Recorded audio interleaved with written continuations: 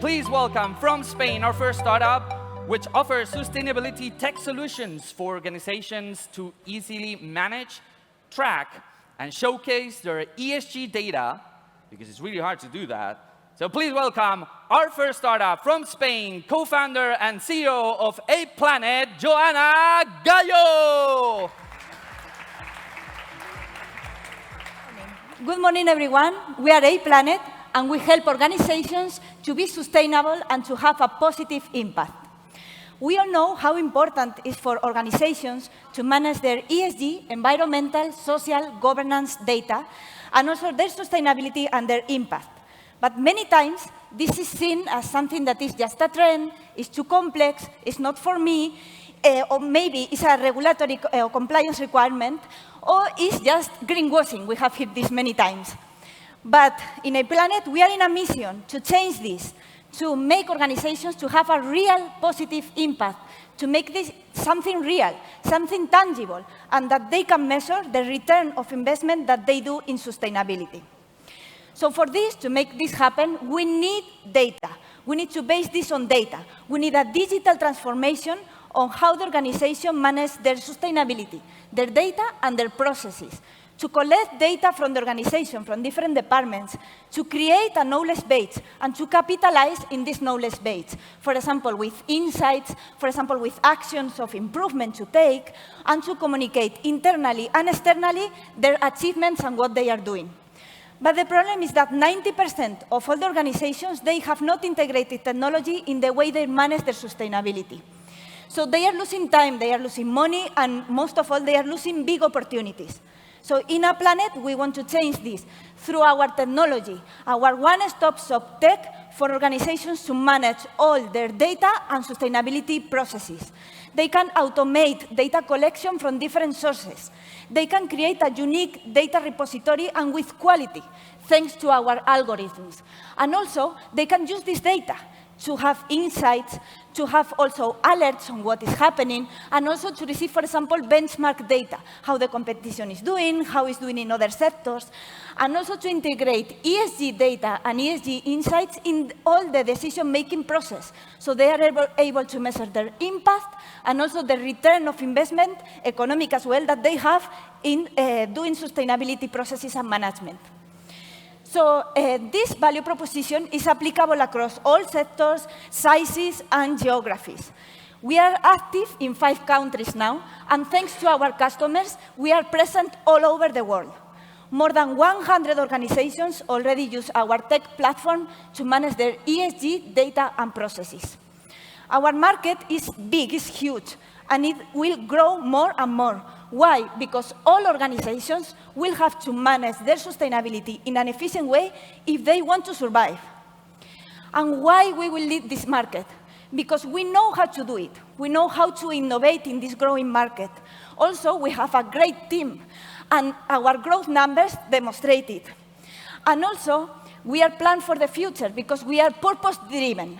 We want all the organizations to manage their ESG data and processes with our platform, and also to be the unique ESG repository and source for sustainability data.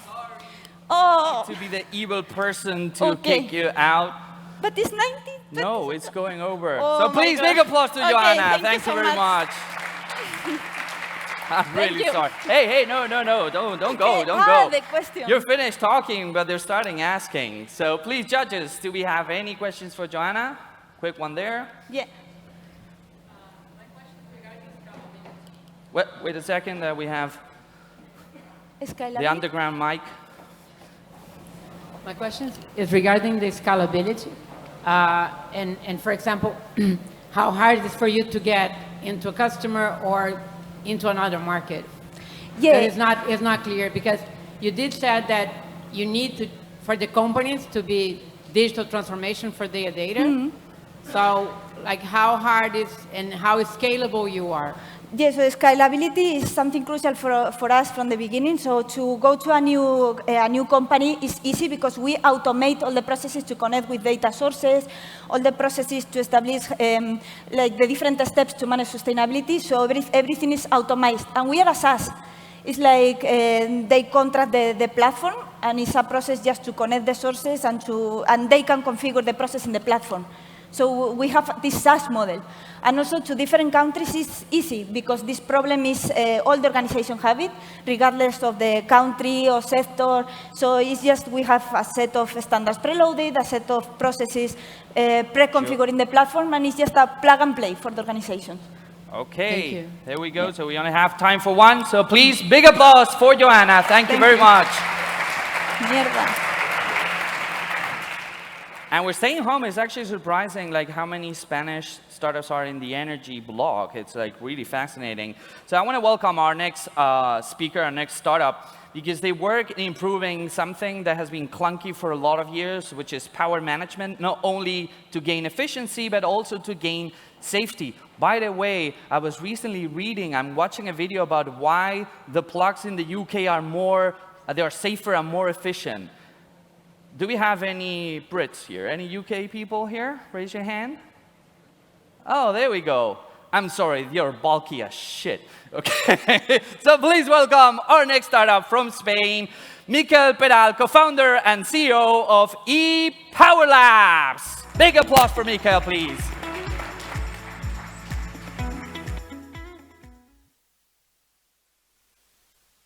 Something.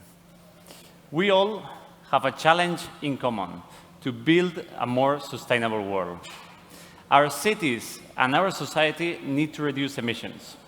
But how can we reduce emissions? How can society reduce emissions? According to McKinsey, 2/3 of emission reduction can be achieved with electrification and energy efficiency. And the good news is we can do it. First, electrify mobility, and second, with green power generation, such as hydrogen. And in this effort, power electronics is a key technology. This trend is moving very fast. Electrification and decarbonization will have a huge tailwind. There is no way back. And power electronics market will grow more than 30% annually for the following years. In ePower Labs, we create power electronic products to electrify electric vehicles and power systems. Our team is our biggest asset.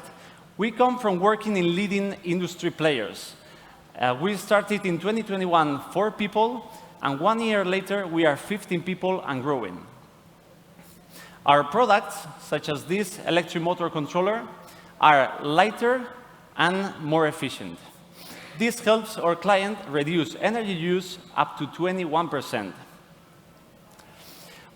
These products are a reality, and we are already working with industry-leading clients. I bring here 3 examples. The first one, we are helping Ibiza build their next-generation electric buses with our motor controllers. We are also working with Talgo, so our DC-DCs can power the first Spanish hydrogen train. And we are also working with Repsol and Petronor to create power electronics which can boost energy efficiency up in hydrogen production. Since 3 minutes is very few time for a first date, we welcome you to visit us in our booth so you can see these products and also we can chat longer. And in case we fall in love, we are opening a Series A so we can work together to build a more sustainable world. So, think it one more time. How will you contribute for a better future? Thank you.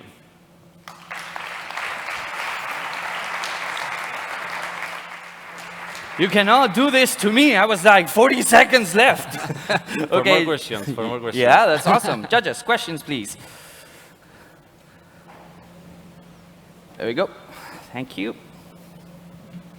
If I read it here right, part of your, you do like a part that's like a service, like as a test bed, so the innovation can be incorporated. And there is one part that is IP, the knowledge that you have, like, you know, how the company can scale with such a thing. Because if you're doing like a consulting, if you're a consulting firm, it's kind of like a, that's not a startup. And if you have an IP, you're looking for like, you know, someone to acquire that IP to truly, you know, develop. Yep. What is the roadmap do you have? It's a very good question because somehow our target or our focus is to sell products, But we cannot go to a client and say, hey, we are a startup, we have the best product in the market. We cannot build trust like that. We need to partner with them, help them in their short-term objectives. So sometimes it's simple things like, how do I size this component? Or how do I do that bagel? Or how I do integrate these systems? So we first start helping them in that. We also have revenue so we can be sustainable and grow. And the last objective is, hey, you are building an electric car, you are building a hydrogen production system, I have the product that you need for it. So we start working, helping them in their short-term solutions, and when they trust us, we focus in the long-term and product solutions. Okay, so it's like the cost of acquisition for you is like the consulting. Yeah, so sometimes it's... Let's make it short, please. Okay. Short. Yeah, so we catch it, or we start working with the client, and then we generate recurrency with the product sale. Perfect, thank you. Okay, thank you very much. Big applause for Mikael. Thank you very much. And now we're flying to the Netherlands for something that is very, very, very intelligent. I'm just like, I'm sad you don't have the device here. I would definitely try it out live. You can't take it on the plane. Well, you can drive here. Check this out.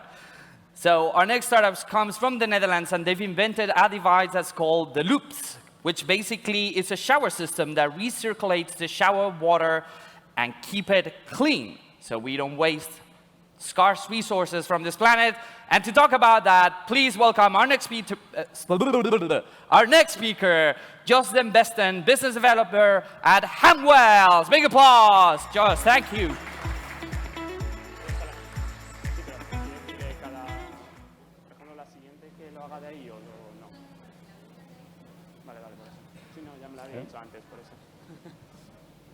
So my name is Justin Besten. I work with Hamwells. We're a Dutch-based company, and we develop sustainable shower systems.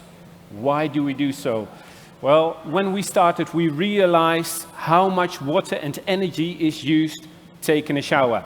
Whom of you took a shower this morning? I hope you all did. But do you know how much water you used? Approximately in between 80 and 120 liters of clean, fresh water that needed to be heated. So you used a lot of water and a lot of energy.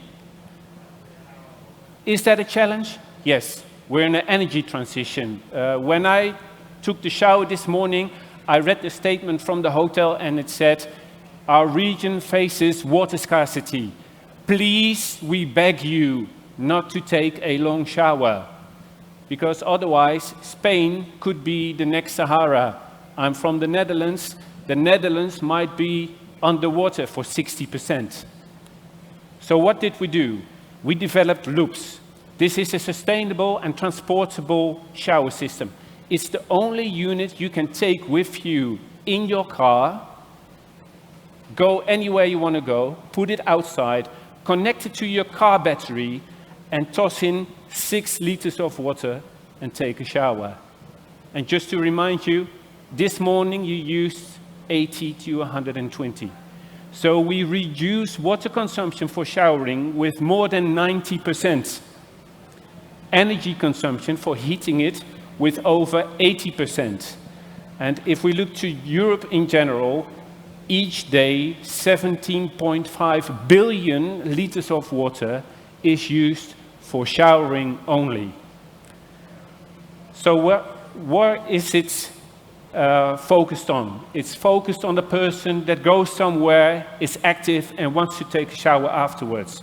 But what we noticed in the last year after starting production, 80% wants to build it into their camper van or build it into their tiny house, which is off-grid, because their focus is on energy reduction and water consumption. And that is exactly what this does. So at this moment, it's available in our web shop. We ship worldwide, and we've shipped in the past year in about 25 different countries. What are we looking for? Awareness. Awareness of how much water showering actually takes. And we're looking for growth. So we're not looking for the end user only, but also for companies that help us to have it installed directly into the camper van before you purchase it. That it's installed into the tiny house before you move into it. So then we can have growth. Thank you very much. That's precision. Good. Thank you. Judges, questions for Jaws? Over there, please. Thanks for the presentation. The question is, what's your current revenue model and how do you see it growing? So at this stage, we use our webshop for sales internationally, and what we're looking for is partners, distribution or importers that will help us to have it installed by larger companies so that we can have a scale. Okay, that's it then. Thank you very much, Josh. Big applause, please. Thank you. Okay, and now we are flying to a company that's based in Switzerland, and I must say, and I'm sorry, but I'm very subjective here because I'm a big fan of their space. I'm a big fan of space. I'm a kid from the 80s, and you know, when you were living in the 80s, all the moon thing had already happened, and it was like, okay, let's go to Mars, and it's like, nah, there's not enough money. So I'm very, very excited with this Space 2.0 wave that we're living through now, so every time I have a space company, I just get very excited. Our next company is actually doing something really, really cool and unique, which is combining remote sensing information from satellite data and using it to optimize the production and trading of renewable energy. And to talk about that, we have the CEO of an incredible company. So please welcome CEO of WeGo, Ion Padilla. Come on, louder.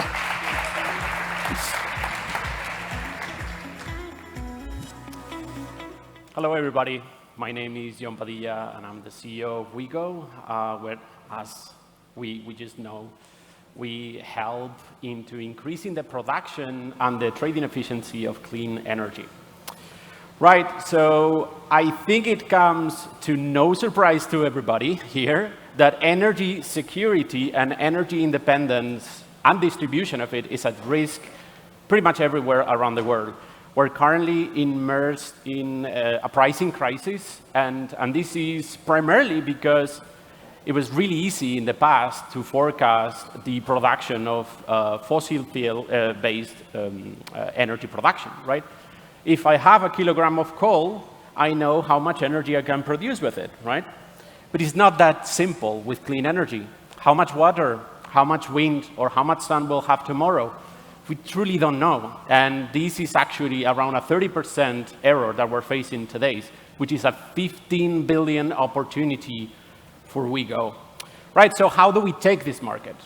Well, it's a combination of several satellites from the European Space Agency and NASA that we combine with sensors like optical, radar, and geospatial sensors that we fuse together using machine learning. This way, we're able to monitor environmental variables like water, like wind or sun, and therefore we can forecast more accurately the energy that is going to be produced.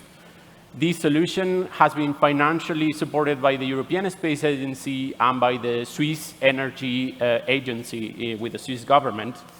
We started operating in 2021 in hydropower, monitoring things like snow, water volume, soil humidity from space. And now we're actually doing it in offshore wind, monitoring wind, monitoring wind speed, wind direction, wave height, and we're going to do it soon for solar. The way it works is really simple. We're monitoring these variables that then are going to be inputted in a forecasting model that is going to tell us how much of that wind and water we'll have tomorrow, in 1 week, or in a month, increasing the production of that clean energy asset, and input it in an energy load and energy price model, which, since we have better data, is going to help us increase or optimize our trading price. We're currently operating in 6 countries. We are now producing data for 34 power plants around the world. We have 16 clients, well, I should say 17. Tonight, we signed another contract in Canada. And we are growing at 2x, 3x year over year. And I must say that we're on track to fulfill these for this year. Our team is multinational. We're partnered with the best universities in the world. UCL, Imperial College, EPFL, machine learning, geospatial engineers are part of our team. We come from top academic institutions like CERN, top ESG institutions like the United Nations, and we're really glad to have international VCs in our shareholding like Sabadell, Catapult Climate in Norway, Republic in the States, and Business in Switzerland. And that's it. If you want to be part of this amazing journey, just contact me. Big applause. Okay, so do we have any questions for a spaceman? Yes.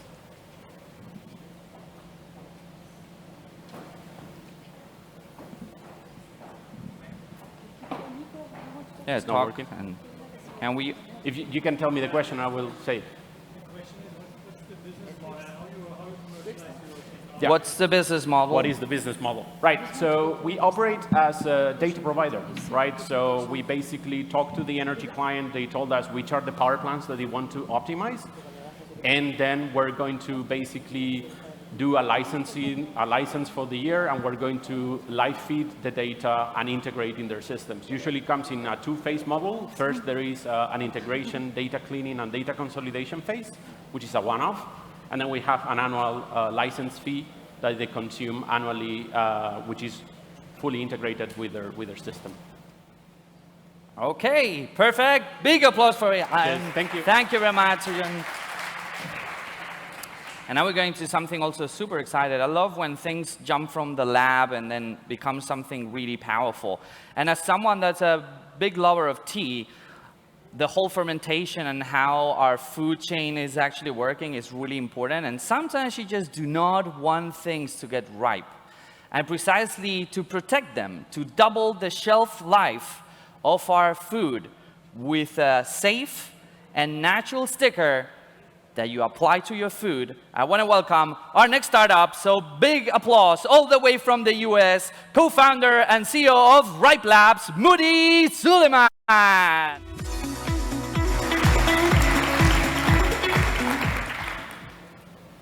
Hello, everyone.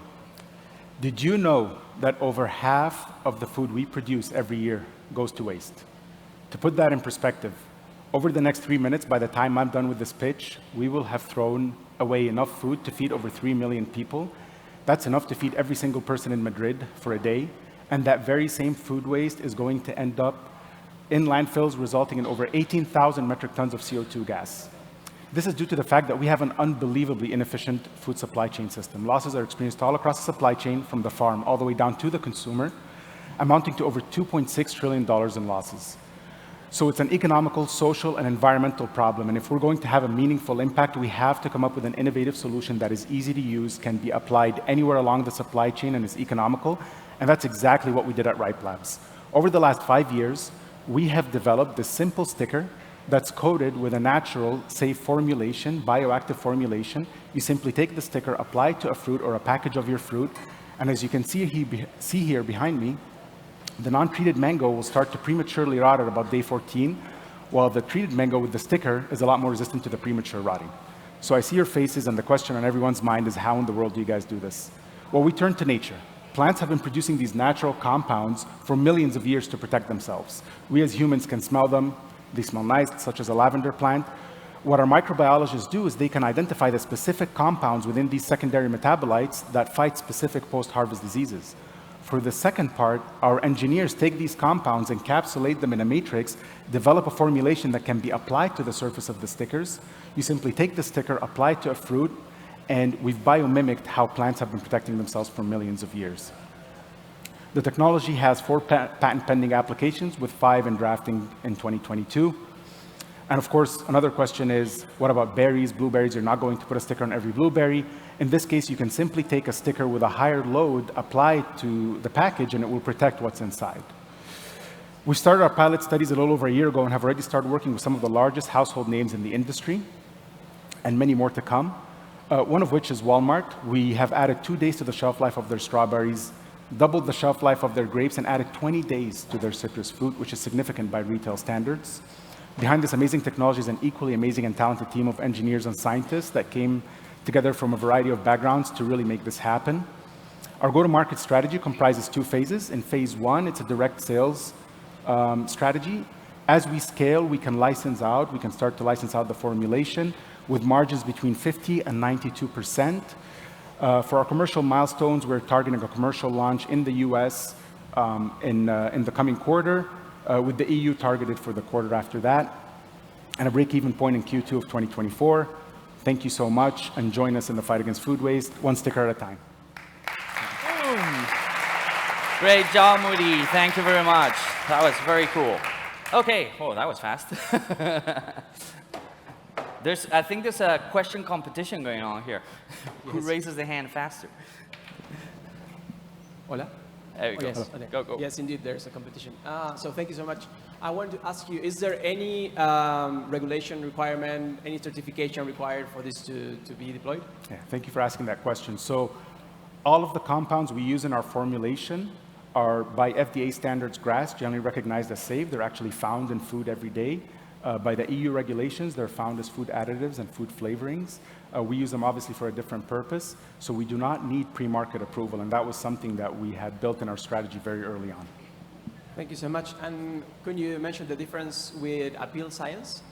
Yeah, so Appeal Science is a coating that goes over the entire fruit for oxidation and dehydration. So they actually tackle a completely different issue. There are 3 factors: oxidation and dehydration, ripening, which is typically controlled by ethylene production, and then fungal infections, which is a result of fungal infections. Thank you. Cheeky judge, cheeky judge. Big applause for Moody. Thank you very much. I must say, though, please do remind that we want the grapes to get ripe so we get wine, okay? There are certain things we want them to get ripe. So I'm very excited with our next startup, and I want to welcome Bob. Bob, do you mind joining us here? Thank you. Please, big applause for Bob. Hello, Bob. He's a little slow, though, but he'll get here. Try not to rock yourself, please, Bob. We're getting there. There you go. Come on, come on. There you go. Thank you, Bob. Say hi, Bob. No, we're not getting there. Big applause for Bob, please. And to introduce our next startup, I mean, nothing better than Bob here. So our next company, all the way from Spain, designs and commercializes autonomous mobile robots for surveillance, for inspection, and assistance. And to talk about this marvel of technology, this is so Terminator, I shit you not. So please welcome the CEO of Star Robotics, Ángel Alejandre. Big applause to Ángel.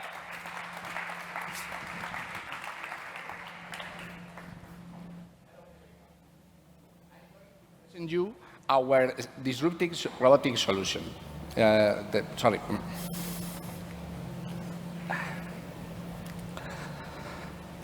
We have detected tasks that can be performed by autonomous robots. These tasks are surveillance, inspection, industrial inspection, and assistance to people with disabilities.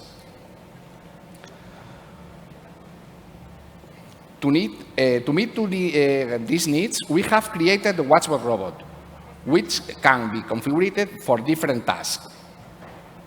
These autonomous robots are made up in a platform, a light platform that can be operated indoor or outdoor 16 hours per day. The robots can be navigated even in crowded environments using 3D LiDAR technology. Robots fleet is easily managed with a Auros cloud. Maybe better to watch the video where you can see how they work. This is a Watchbot surveillance. The user selects the facility and plans the route. The robot starts operating, detecting people or intruders. Also avoiding obstacles while navigating.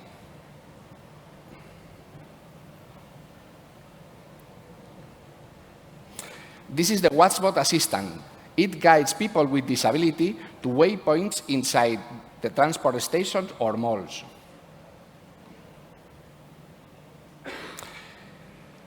These robots are a disruptive solution in a huge traditional market due to saving at 80% versus human cost.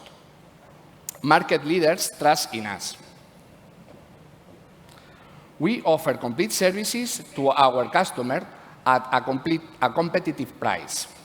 Moreover, Watchbot Assistant is the unique solution in the world.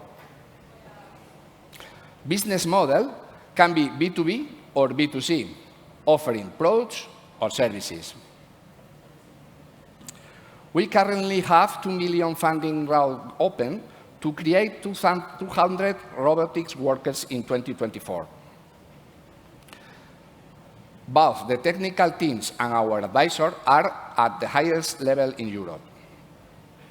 Thank you for everyone. If you want to know more, we have in the 93 stands. Please come out visit us, please. Thank you. Okay, thank you very much, Angel. Questions for Angel. I'm sorry, I'm going to call you that. Bob and Angel. Questions, please. There we go. Congratulations. My question is related to the autonomy. How long does it last? The autonomy for the robot is 8 hours, and he needs 4 hours to charge. And when one day, 16 hours in 24 hours operating. Okay. Okay. Ready? Big applause for Angel. Thank you very much. Thank you very much, Bob. It was a pleasure meeting you. Try not to fall, please. Careful, there's a step there. Here we go. So, I was recently taking a walk with my kids, and I was distracting. He's not going to fall. It's fine. Need any help, Bob? There we go. Big applause for Bob. Come on, he's making an effort here.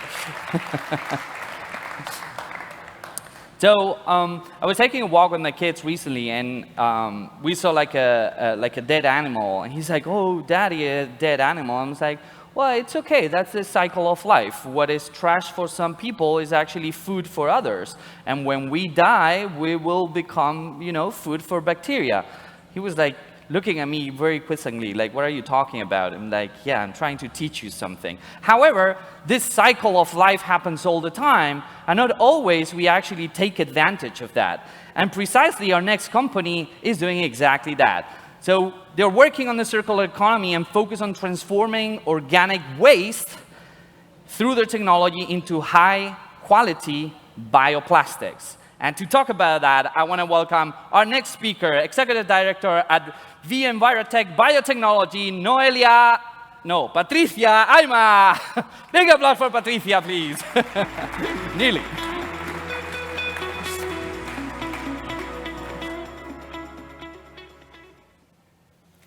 Good morning, everyone. Biotechnology for me is a science with literal and figurative greatness. Figurative for putting organisms and cells at the service of humans. And when I mean literal, I mean making your beers in a 6-level high reactors. Biotech is treating your sewage in tanks just as big as this facility. Do you know Estrella Damm, Freixenet, or Danone? They do biotech, and they are world leaders. That being said, Biotech is a biotech company that is producing biodegradable bioplastic with bacteria. But it's not only what we do, it's also how we do it, because we fed our bacteria with organic waste. We are already transforming the organic waste of Calidad Pascual, an important Spanish dairy company, and we have secured a contract with one of the largest breweries in Europe. Can you imagine our market size?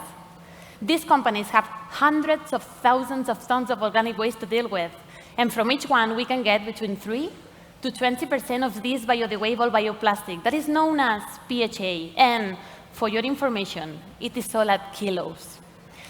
We are using our bioplastic as a filament for 3D printing and as a raw material for manufacturing injection parts. Due to its biocompatibility, we can soon expand into the world of medicine. At Biotech, we have a clear differentiation for our circular economy model, and again, for how we materialize it. Until now, companies having organic waste contract waste managers to come, collect, and manage the waste at the lowest possible cost. Instead, the Envirotech installs a bioplastic production plant in the customer facilities. This model, based on standardization and stability, represents a reduction in cost, since there is a saving on the waste transport, and because the bioplastic is highly valued in the market. The bioplastic is produced continuously in a 24-hour process and extracted with a technology we have patented. Our clients, thanks to this model, receive benefits from the sale of the bioplastics with their waste. In a current scenario of scarcity of raw materials, geopolitical wars, and price inflation, circular economy emerges as a great candidate for large companies. Our localized and scalable model allows us to have the raw material in the place we always have our plants. We have already signed 2 contracts with large companies that account for more than 100,000 tons of organic waste. We are producing bioplastic and testing the best applications. We are a team of more than 40 people, and we have received more than 13 million of investment.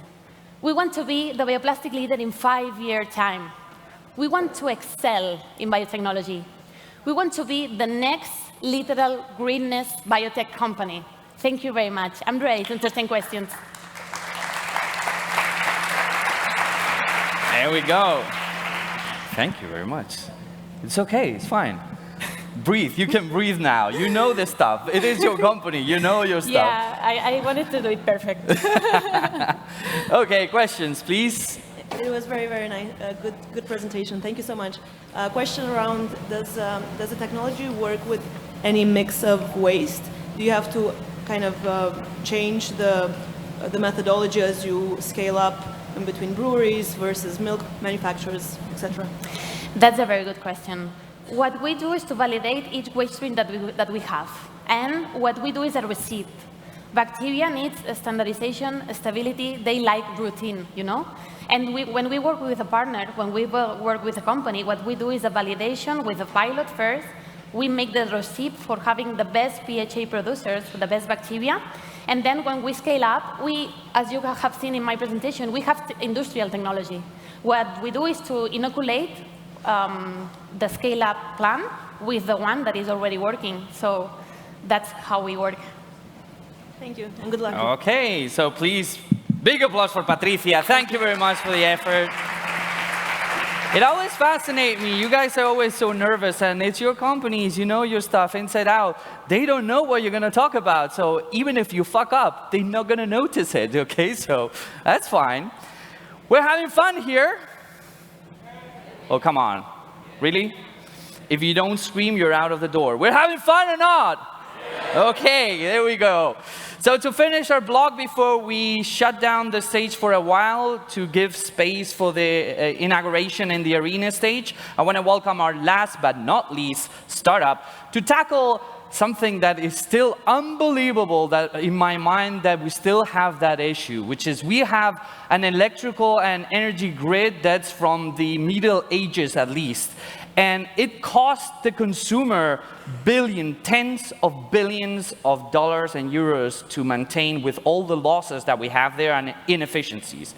And to change that, and I remember I've seen your numbers, they're doing incredibly well. So please welcome our last startup of the blog, CEO of PlexiGrid, Alberto Mendez.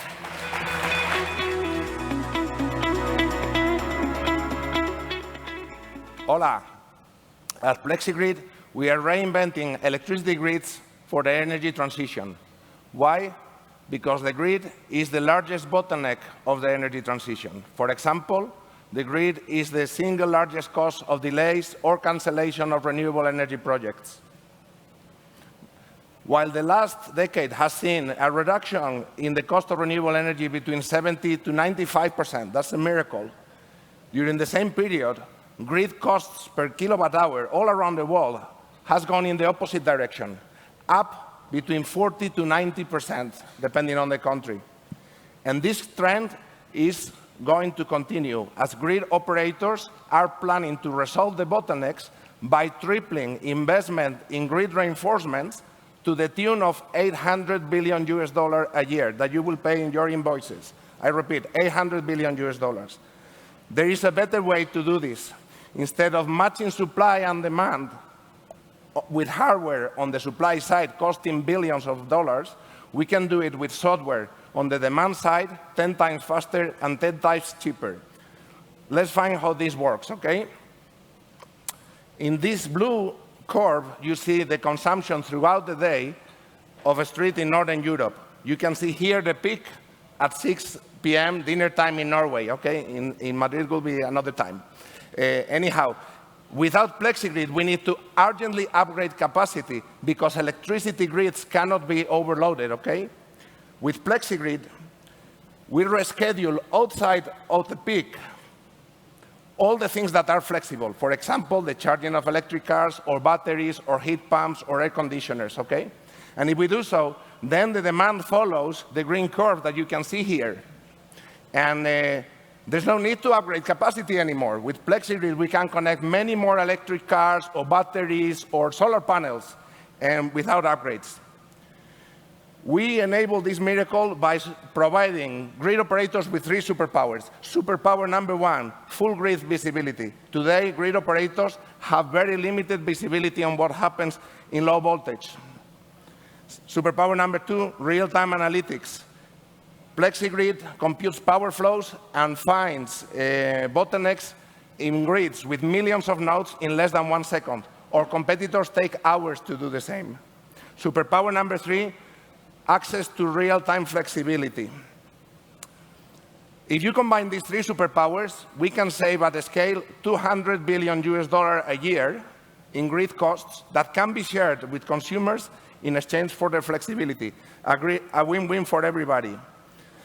This is the team making the miracle, but we need your help. So help us make the energy transition faster, more affordable and sustainable by transforming the world's electricity grids into FlexiGrids. Thank you very much. Boom! Thank you very much, Alberto. Do we have any questions over there, please? There is one here, I think. Oh, hi. We'll do 2, because you haven't asked questions. We'll do 2. We have time. Congratulations on your presentation. I was wondering if on the demand side, you also need hardware. I guess so, right? To action, what's happening with heat pumps and other stuff. Great question. And one of the beauties of FlexiGrid is that we build on existing hardware. What we use is the smart meters that are already deployed. In Europe, for example, there are over 200 million smart meters already deployed. We use the sensors from the grid operators, and we put all this information together. So no need of additional hardware deployment. We had another question over there, please. Hello. I am wondering if you are an aggregator, virtual power plant, or what? No, we are not an aggregator. So then how do you enable the flexibility?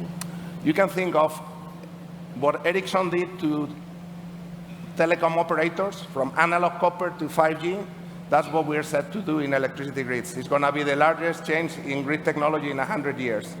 And so we supply the same thing that Ericsson supplies grid technology to mobile telephone network operators. We supply grid technology for electricity network operators to do all this magic and to run the grids much faster and much more flexible than today. They place orders to aggregators. Okay. They place orders to aggregators. Okay. Yeah. Thank you. Okay. Well, Alberto, thank you very much for joining us. Big applause for Alberto. Thank you so much.